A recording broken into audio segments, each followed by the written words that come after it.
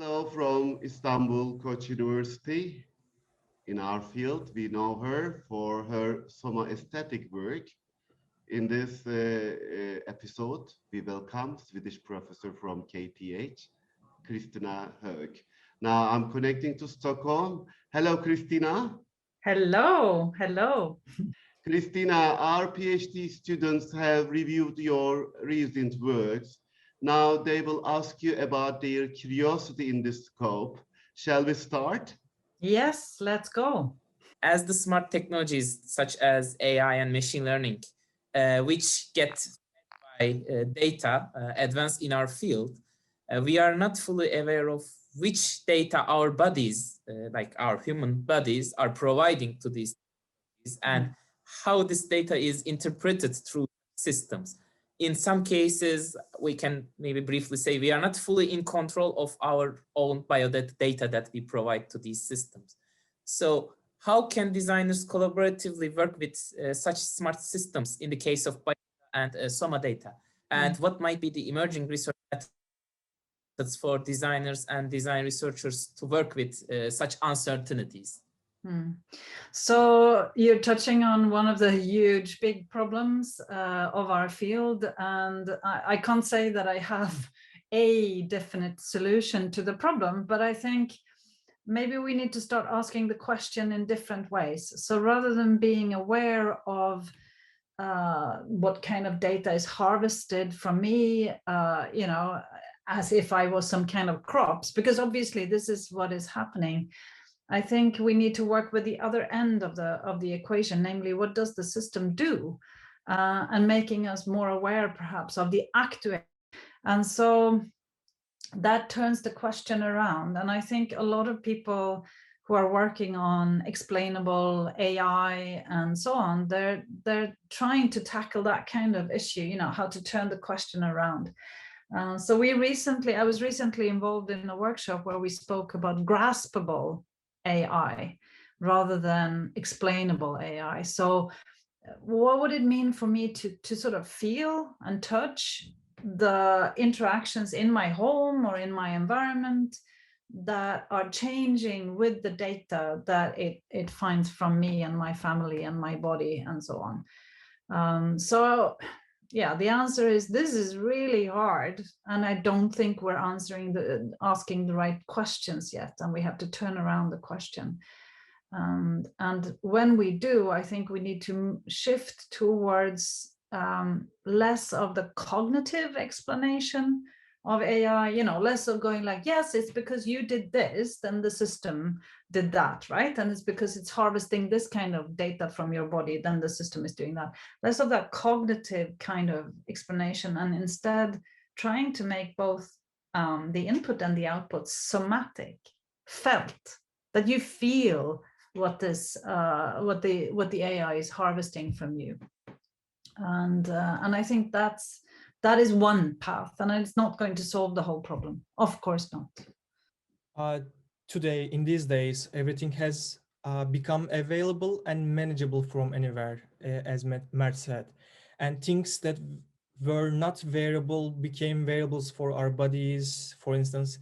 On the contrary, data about our bodies offer opportunities to interact on surfaces and artifacts of the outside world. And when everything is so ubiquitous, but at the same time fragmented and having multiple modalities, do we need a scenario with a common interaction or a common language to design these fractures, design this fractured world, or is such a thing possible? That is also yet another of these huge questions. But I think, the success of the computer was because of the desktop metaphor. It wasn't until we had the desktop, the drag and drop, the opening of windows and so on, as a graphical user interface. It was not until we could do that computers could be accessible to many. And so that interaction metaphor or paradigm has served us really well, but it's not enough as we're shifting into this new world that you're speaking of, when interactions are everywhere, and some of them do not have a screen whatsoever. Okay, so the mobile has a screen, and some of our appliances at home and whatnot have screens, but a lot of them will not have, or already do not have. And some of them are so hidden, so you can speak about them more as infrastructure. So, you know, things happen as you move around in society. You're taking a bus, or, you know, or at least as we did before the pandemic. But then you're basically generating data that a lot of systems are using to optimize their behavior, and that the experience of that is very hard to even be close to understanding or so. So my answer is probably we need a similar thing to the desktop metaphor for some of these systems, because it's going to be super hard to otherwise understand when you're supposed to act in a certain way to sort of correct the system or to make the system work the way you want it to work.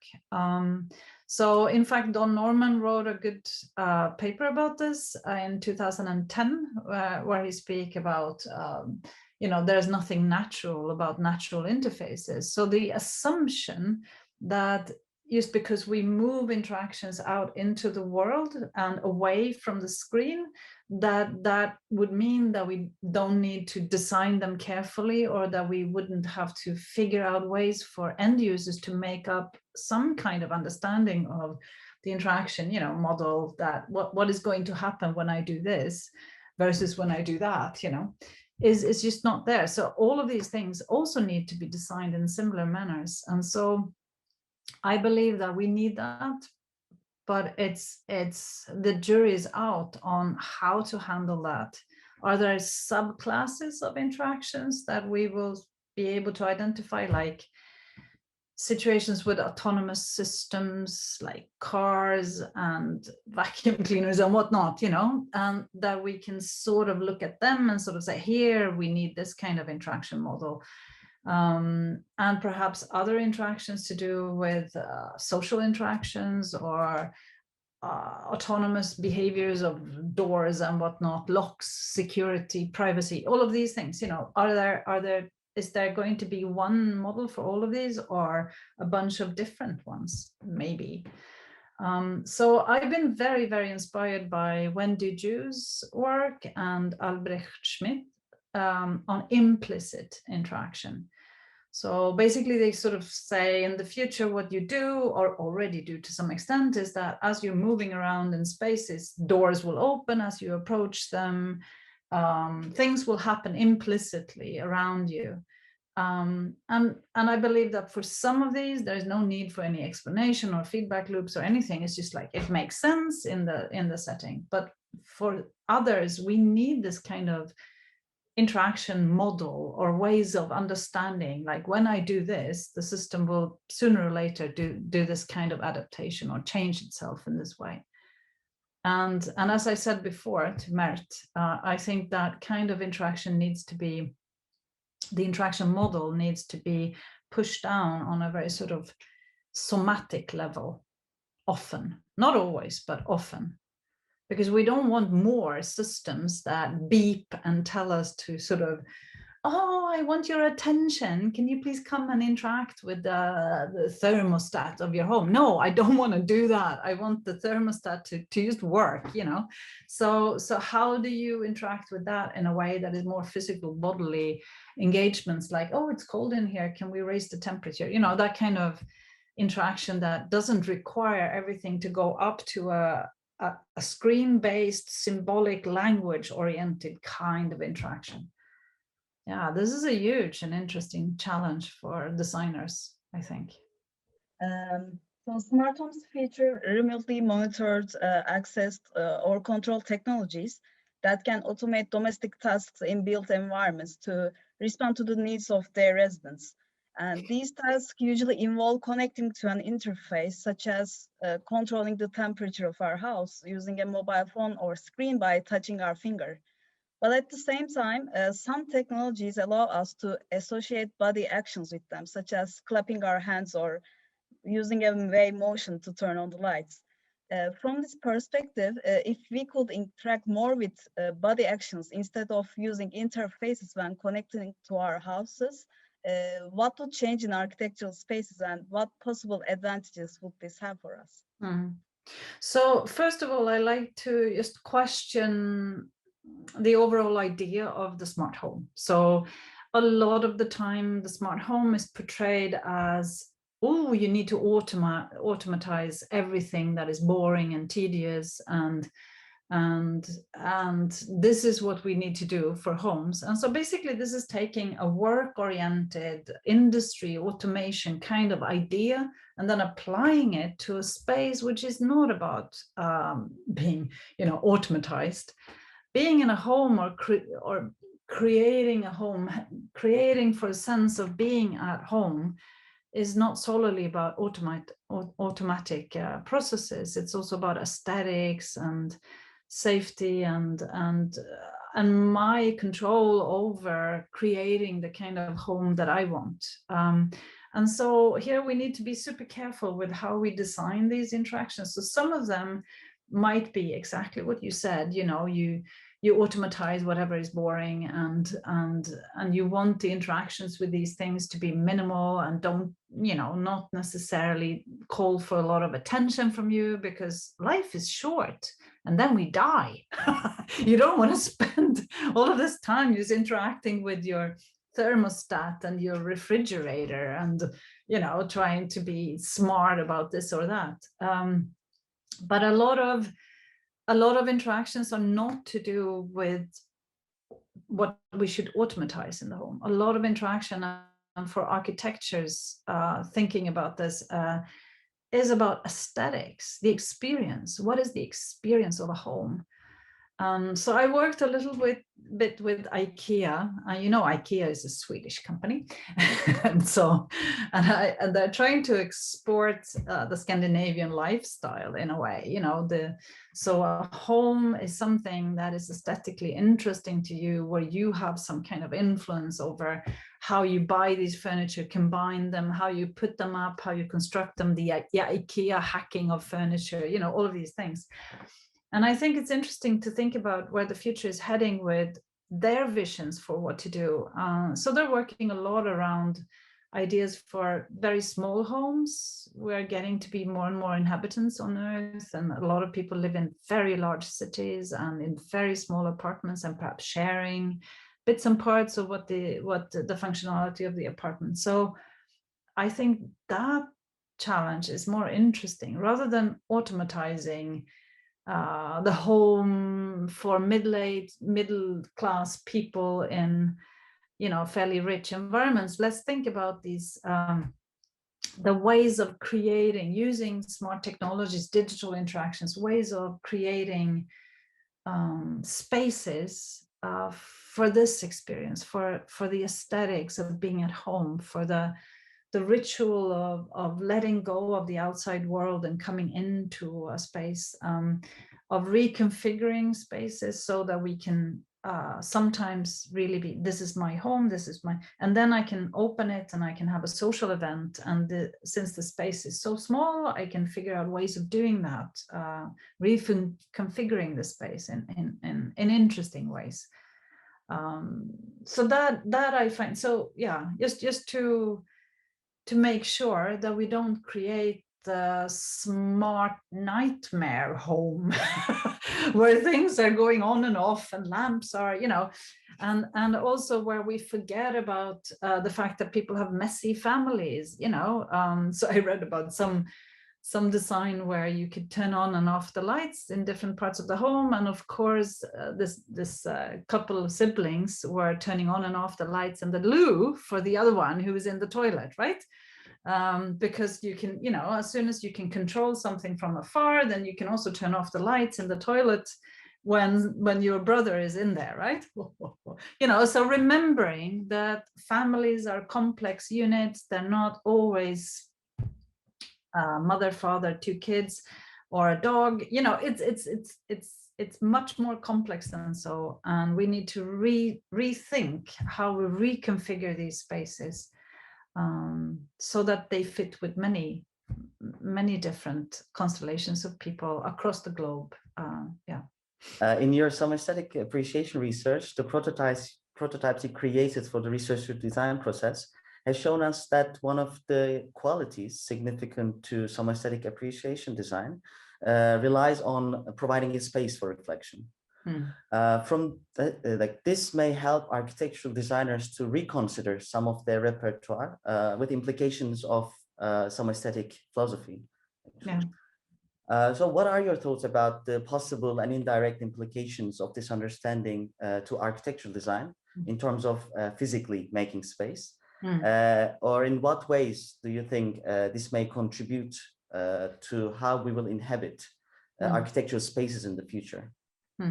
So I think you could hear from my answers to the previous three questions that I keep asking the question about what is life and what makes life worth living, and then only when we answer that question can we decide what we want from digital technology or from architecture or whatever.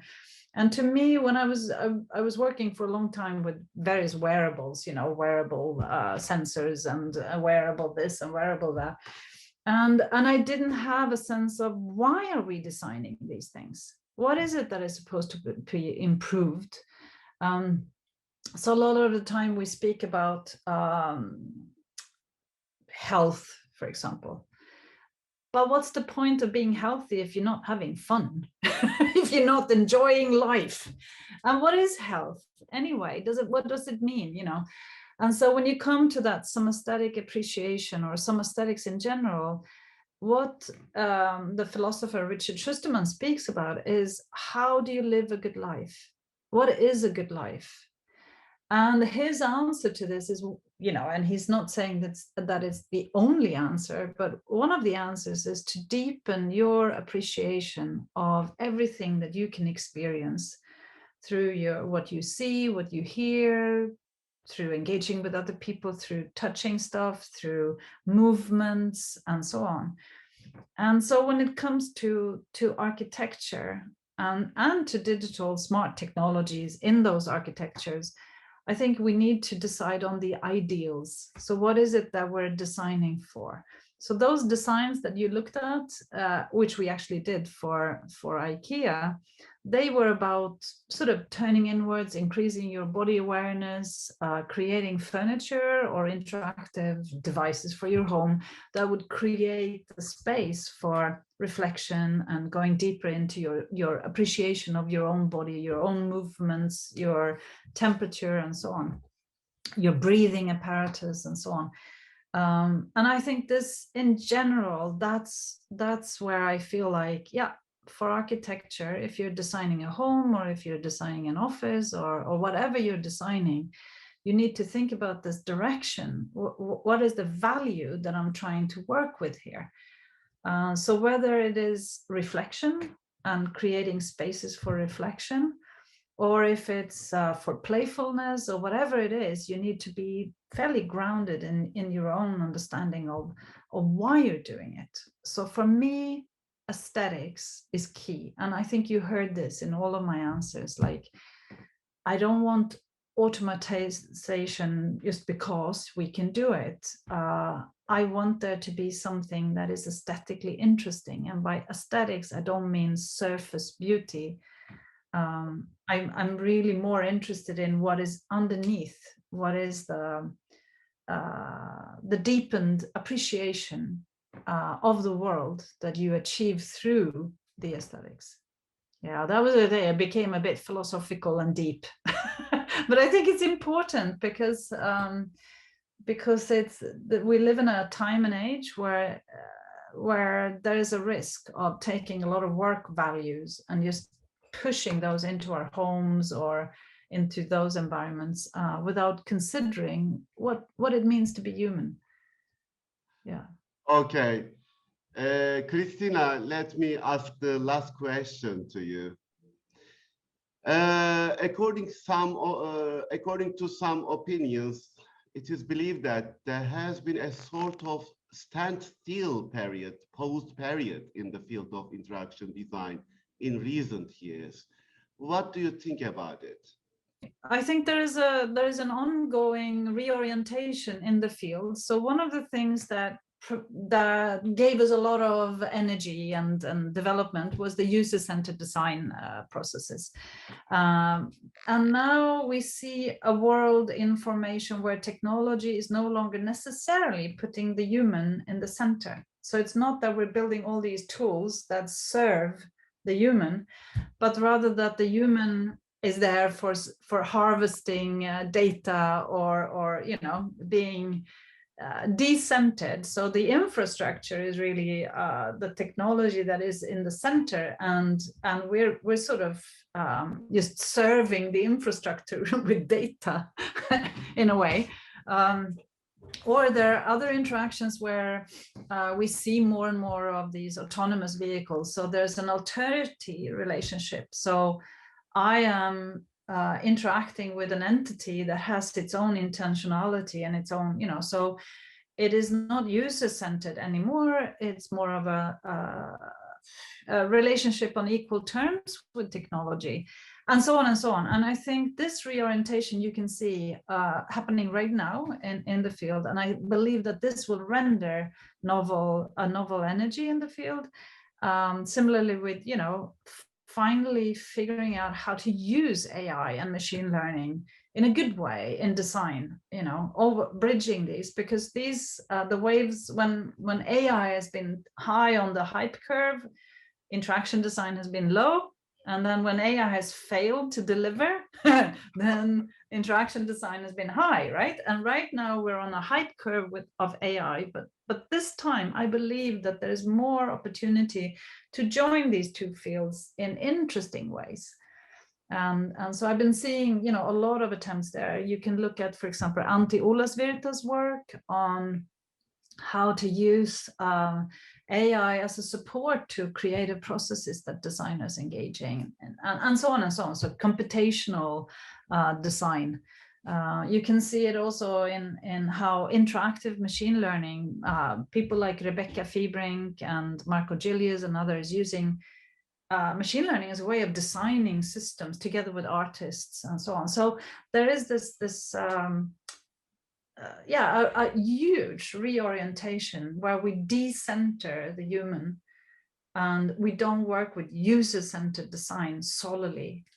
And I think that the somaesthetic perspectives there are equally important, so that is also, so there's a lot of these new post-phenomenological pragmatics kind of influences to reorient our problem definition, I would say. I understand. Yes, thank you very much, Kristina. We hosted one of the most important masters in our field, Kristina Höök, in the section. We wish you all health today from Istanbul Koç University Design Lab. See you in another episode.